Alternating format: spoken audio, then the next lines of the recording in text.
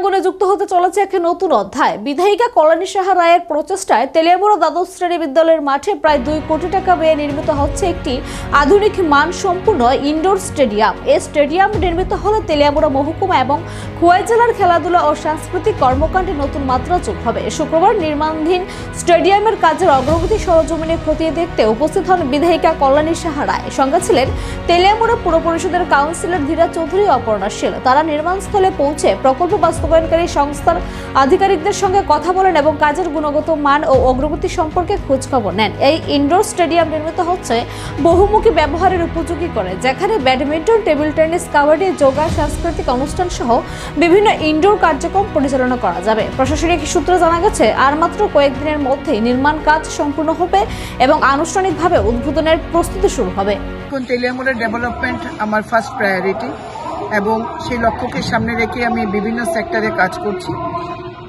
তো আজকে এই মুহূর্তে আমরা রয়েছি তেলিয়ামুড়া বিদ্যালয় হায়ার সেকেন্ডারি স্কুলের মাঠে। আমরা ইনডোর স্টেডিয়ামটা দেখছি। এটা নির্মীয়মান, আগামী কয়েক মাসের মধ্যে তার কাজ সম্পন্ন হবে। তেলিয়ামুড়াবাসীর, বিশেষ করে তেলিয়ামুড়ার যুবক যুবতীদের একটা প্রচণ্ড ইচ্ছে ছিল একটা ইনডোর স্টেডিয়াম করার। তাদের এই চাহিদাকে সম্মান জানিয়ে রাজ্য সরকারের সঙ্গে কথা বলি এবং রাজ্যের যুব বিষয়ক কল্যাণ মন্ত্রী শ্রী টিঙ্কু রায় মহোদয় গত বছরটার জন্য আমাকে ফান্ড ইস্যু করেন, ফান্ড স্যাংশন করেন এবং সেই মোতাবেক টেন্ডার হয়ে কাজ শুরু হয় এবং যতটুকু জেনেছি আগামী কয়েক মাসের মধ্যে সেই কমপ্লেক্স আমাদের ইনডোর স্টেডিয়াম কমপ্লেক্স আমাদের শেষ হয়ে যাবে এবং আমরা ছেলে মেয়েদের জন্য সেটা ওপেন করে দেব। এতে করে আপনার loan tennis, badminton, table tennis, বিভিন্ন যে ইনডোর গেমসগুলো এখানে ছেলেমেয়েরা অতি সহজেই করতে পারবে। আমার নেক্সট লক্ষ্য হলো তেলিয়ামুড়াতে আমাদের ক্রিকেট স্টেডিয়াম। বিগত সরকার এই নিয়ে অনেক তালবাহানা করেছে। আমরা এই লক্ষ্যকে সামনে রেখে আগামী দিনে আমরা ক্রিকেট স্টেডিয়াম করব।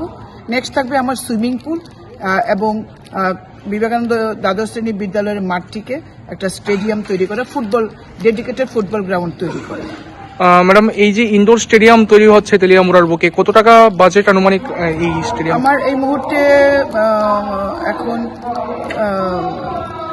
2 কোটির উপরে, সেটা আমি যতটুকু বলতে হলফ করে, এটা আমার এখন এই মুহূর্তে মনে নেই।